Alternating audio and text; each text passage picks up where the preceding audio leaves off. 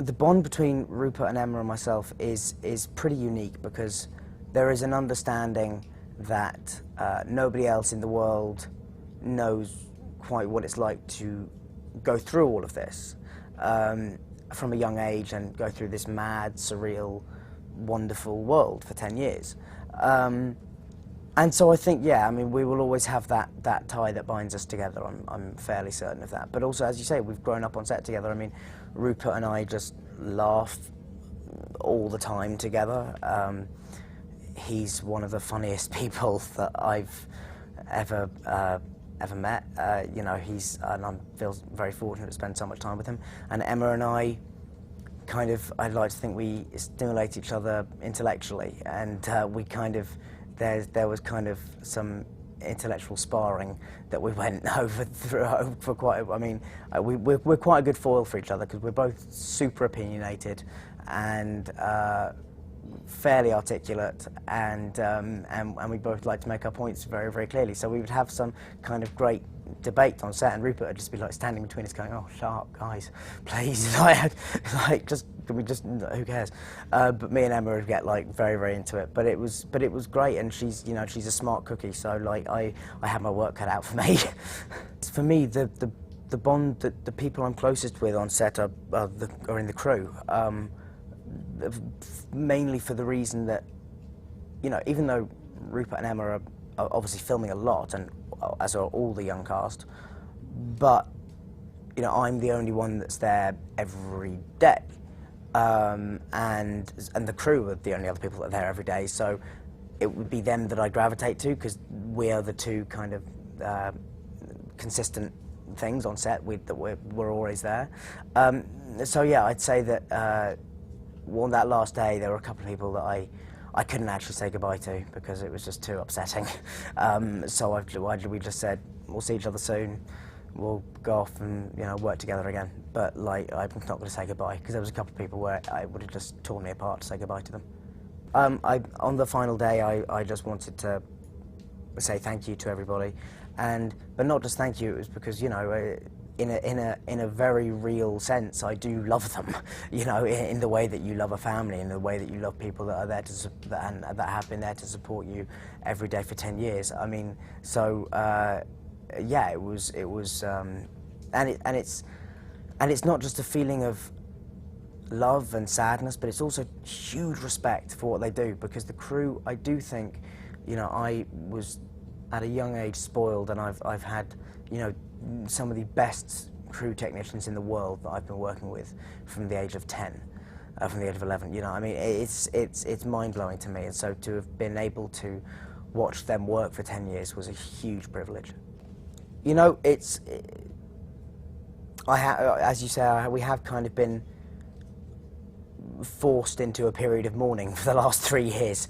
It wasn't something we thought about a huge amount while we were filming, because when you're on an 18-month shoot, you can't go. It seems like it's never going to end, so you don't think like that. So, but yeah, over the course of the last year, particularly, everyone's been saying, "Well, it really is all over now, and you've stopped filming, and it's done, and the last one is now out," which I can't believe.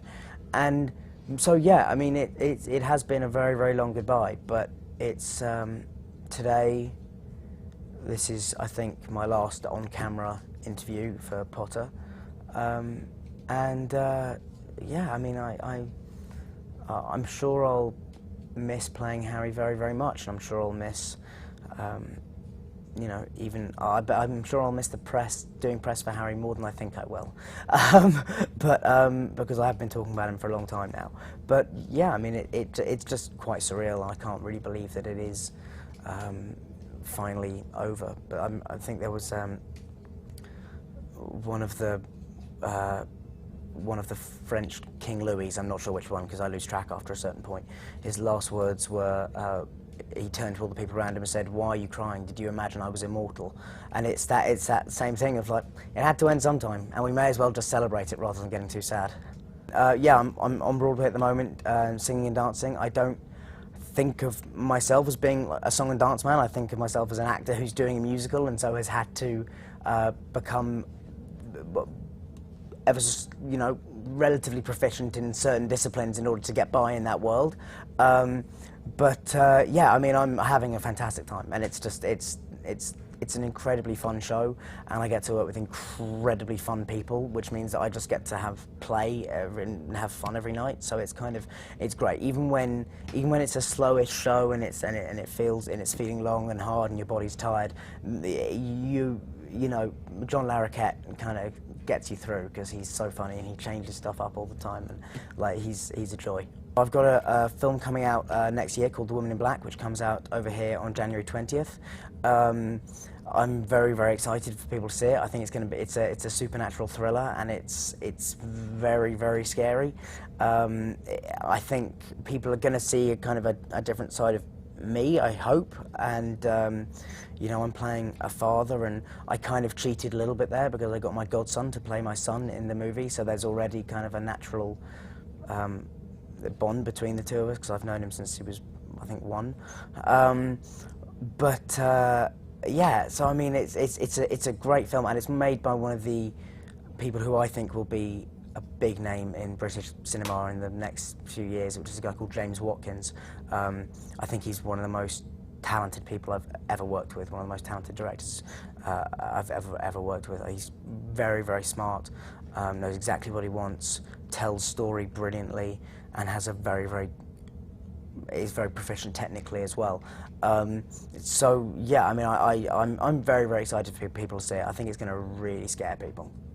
There are so many people that I would love to work with. I mean, people who are doing, I mean, you know, people like the Coen brothers or Christopher Nolan, or people who just are doing really interesting, ambitious things in the movies that they make. You know, I thought Inception was not just a brilliant movie, but also one of the most ambitious films made in a long time. And for it to be that big a film as well, you know, you must have a lot of confidence to know that you can make that film for that budget and make it a huge success, which it was. So, you know, people like that I'd love to work with. There's lots of actors I'd like to work with. You know, I mean, Robert Downey Jr. is somebody I look at and go, God, you're brilliant. So I don't know, people like that, I'd really like to, I mean, and in terms of people from my generation, like, I'd love to work with people like Andrew Garfield or Jesse Eisenberg. You know, I mean, there's just so many exciting young actors around at the moment. It's kind of brilliant. 19 years from now, I hope to be with my wife and kids, and I hope to be directing by then as well, was what I'd love to do, you know. I mean, acting as well, but you know, directing's the thing I really want to get into in the next 10 years or so. I would love to, you know, just start working on that and learning. I mean, I've learned so much from the people I've got to work with that I want to, and it's given me a real passion for films and also being on a film set, so that's what I want to do ultimately. I think people are always kind of pretty amazed by how ordinary we all are. I mean, I think people have an image of actors or anyone who's in the public eye as that when you meet them, they're either going to be horrible or very intimidating, and I don't think I'm any of those things. I think I consider myself very, very boring and very, very normal. And so yeah, I mean, I guess that would probably be the thing that surprises people the most, is that there's not much about me that's that surprising.